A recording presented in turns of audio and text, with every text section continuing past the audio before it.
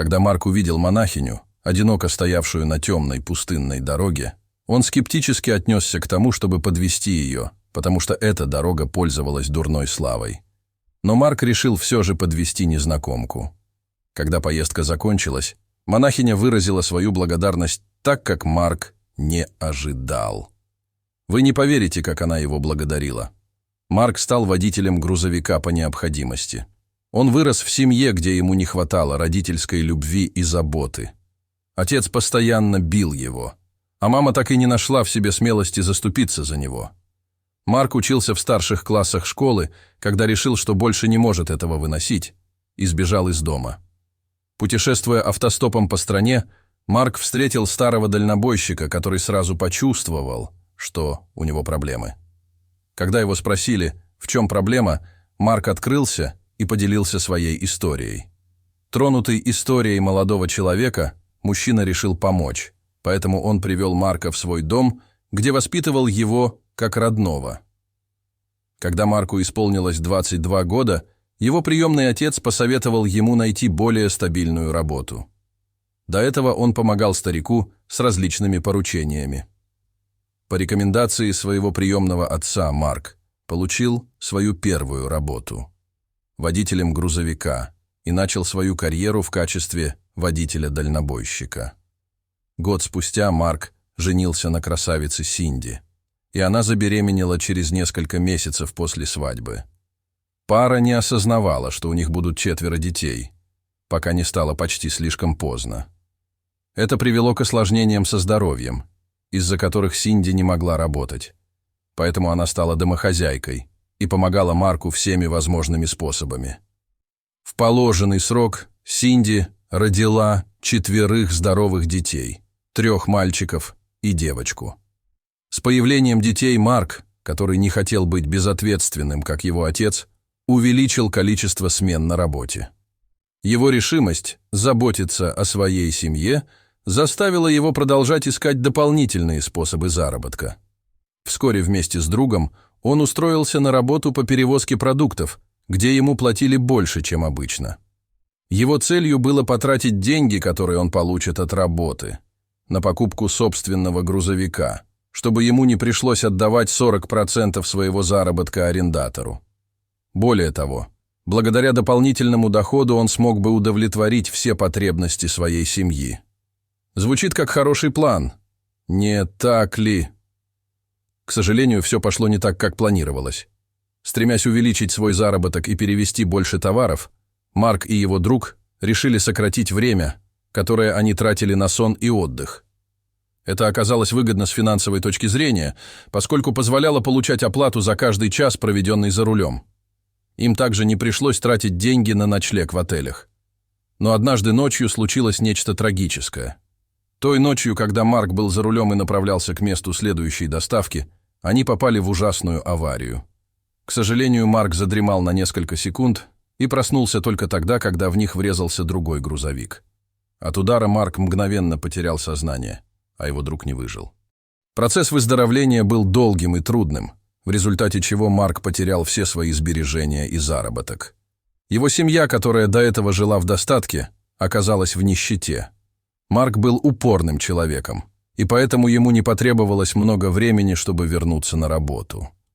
Во время его первой поездки после аварии произошло нечто неожиданное. Марк вел машину в одиночку, и ему нужно было где-то остановиться на ночь, пока он не слишком вымотался. Не имея возможности позволить себе отель, он решил припарковаться на обочине дороги и переночевать там. Чтобы добраться до следующей остановки для отдыха, ему пришлось проехать по темной и пустынной дороге.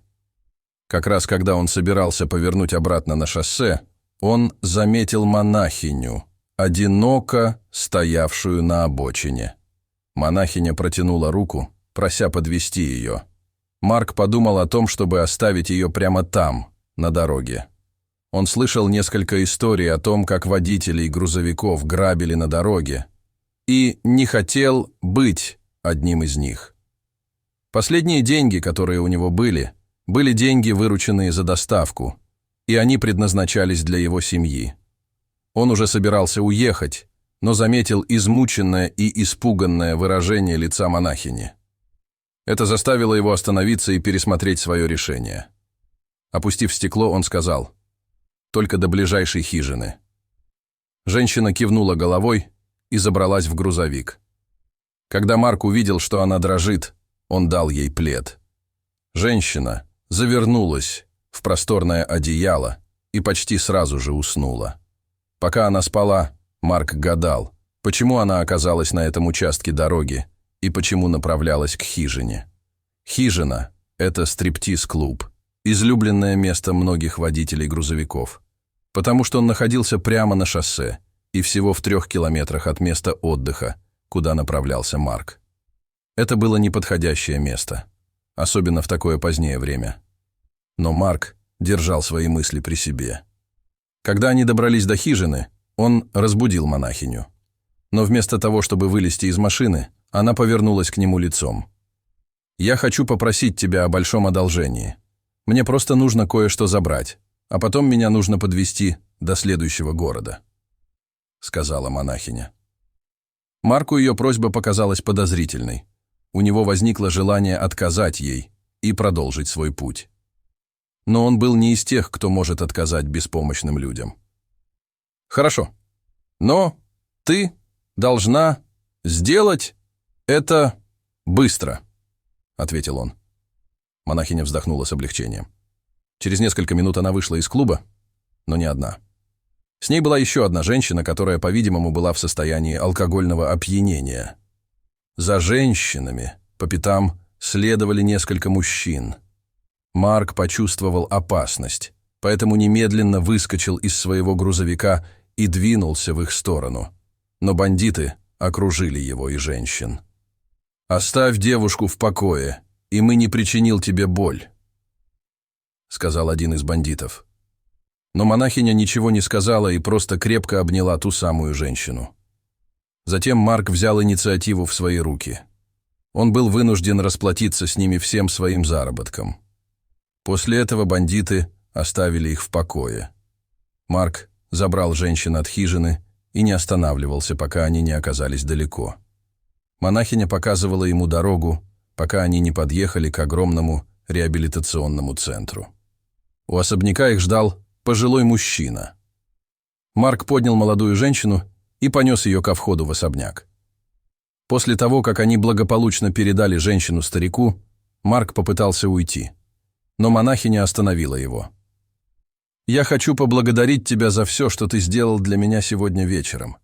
Я ни за что не смогла бы спасти эту заблудшую душу без твоей помощи», сказала она, прежде чем вложила ему в руку маленькую открытку. Марк попал врасплох, когда монахиня сказала ему: «Это номер моего адвоката. Позвони ему, как только вернешься домой. Он даст тебе ключи от нового грузовика, если тебе это понадобится.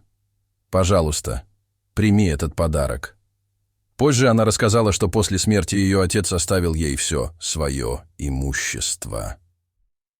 Несмотря на то, что она ушла в монастырь, она решила использовать свое богатство и влияние, чтобы помогать женщинам успешно проходить курсы реабилитации. Женщина, которую она забрала из клуба, вела тяжелую уличную жизнь. Поэтому монахиня решила изменить ситуацию и отвезти ее в реабилитационный центр. Монахиня сказала, что это было бы невозможно без его помощи. Марк горячо поблагодарил ее, но вернул открытку с номером адвоката, сказав, что делал все бескорыстно, и пошел обратно к своему грузовику. Он только завел двигатель, когда монахиня подбежала к нему, держа что-то в руках. Это была его куртка. Он забрал куртку и уехал. Только когда он почти добрался до дома, он сунул руку в карман куртки, чтобы достать таблетки, которые ему прописали в больнице.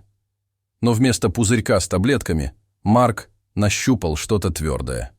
Это была большая пачка наличных и карточка. На карточке было написано: «Миру нужно больше таких мужчин, как вы».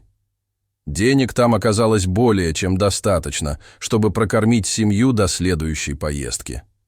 Дорогие зрители, если вам понравилось это видео, то ставьте лайк и подписывайтесь на наш канал. До свидания.